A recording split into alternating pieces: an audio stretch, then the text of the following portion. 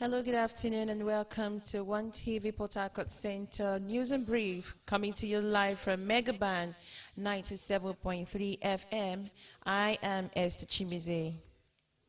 The Rivers State government has said no amount of blackmail would deter it from prosecuting the lawmaker representing Port Harcourt Federal Constituency 2, Honorable Chinyere Igwe, whose filling station was sealed for illegal oil bunkering activities. The Chief of Staff to Rivers State Governor, Emeka Nwoke, disclosed this during a permanent voters' card sensitization and mobilization rally by a pro-PDP group, the Grassroots Development Initiative in Mogo, Gokana local government area of the state. Nwoke insisted that the state government has constitutional obligations to decisively deal with anyone involved in acts inimical to the Nigerian economy. Nwoke stated this in a statement issued by his media office and made available to newsmen on Monday. While urging the federal lawmaker to submit himself to security agencies for interrogation, Nwoke warned him to desist from misleading the unsuspecting public with spurious claims that he was being politically victimized. He further took a swipe at Igwe for making derogatory remarks about the state governor Nyesom Wike, saying, but for the governor's benevolence, the federal lawmaker would have gone into political extinction. A chieftain of the All Progressives Congress APC in Rivers State, Prince Will Dike, has dumped the party for the People's Democratic Party, stating that the APC was not working to win elections. Dike, who was a close associate of the immediate past Minister of Transportation, Rotimi Amechi, opined that he decided to leave for the PDP because all his outcry that the Rivers APC was heading for the doom was ignored by the party. Dike, who was also a special assistant on student affairs during Amechi's term as a governor, said all his advice on how to rescue the party were ignored. He said his decision to move to PDP and work with Governor Nyesom Wike was because Wike has performed excellently in the state, especially in the areas of infrastructural development. The presidential candidate of the People's Democratic Party, PDP, Atiku Abubakar, has promised to create a conducive environment for investors, saying the government does not have enough infinite resources.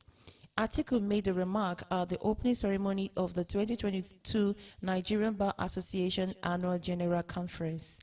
The former vice president, who also spoke about the state of education in Nigeria, believes devolving the sector is one sure way to make things better. Nigerian novelist Chimamanda Adichie says the country does not have heroes who will inspire its younger population.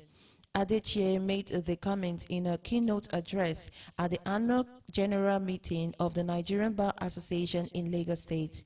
According to the author, Nigerians should be open to self-criticism. This, she said, will engender good leadership in the nation. The award-winning writer was one of the several guests at the conference, which has the theme Bold Transitions.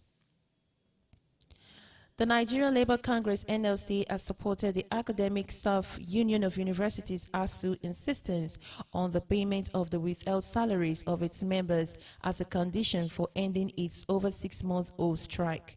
The umbrella union said it was unfair for the federal government to invoke a no-work, no-pay rule on university teachers who were not the architects of the lingering strike, urging the government to tone down its rhetoric and be more accommodating. The NLC warned that its threat to embark on a nationwide strike over the lockdown of the universities had not been ruled out.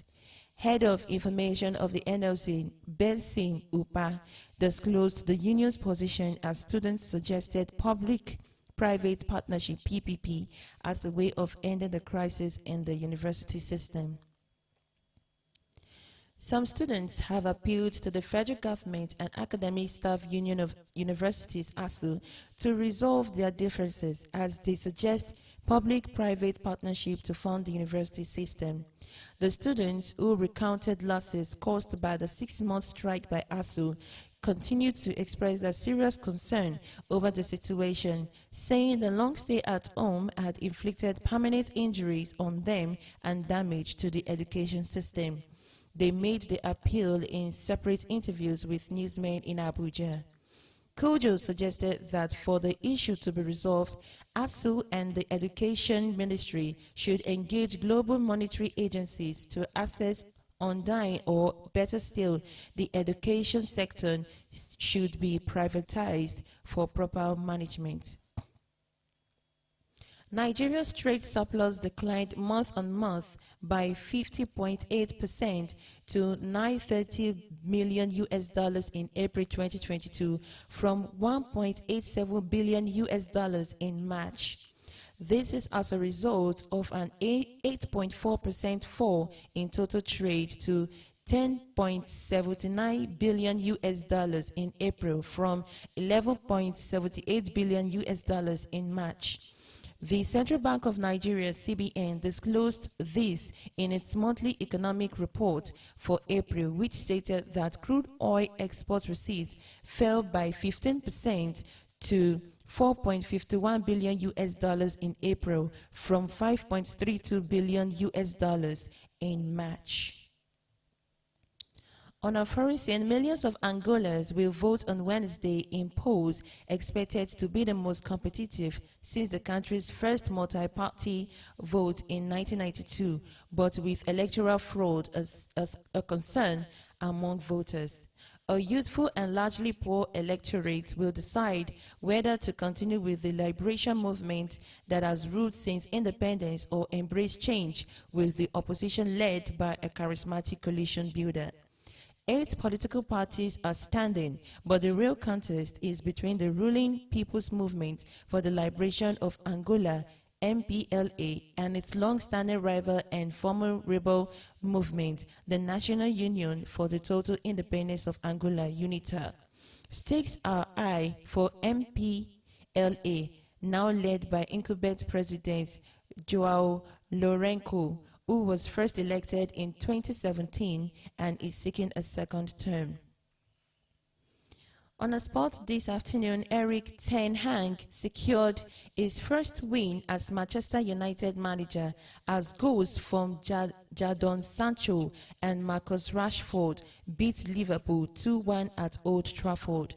United has started the weekend bottom of the Premier League but moved above Liverpool on a massive night for their new Dutch manager.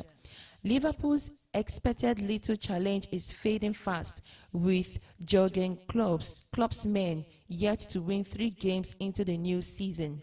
United fans began the evening by marching at Old Trafford in protest of the decade of decline overseen by the club's owners, the Glazer family. And that will be all for now. Thanks for joining us on Mega Band 97.3 FM. I am Esther Chimize. Do have a wonderful afternoon.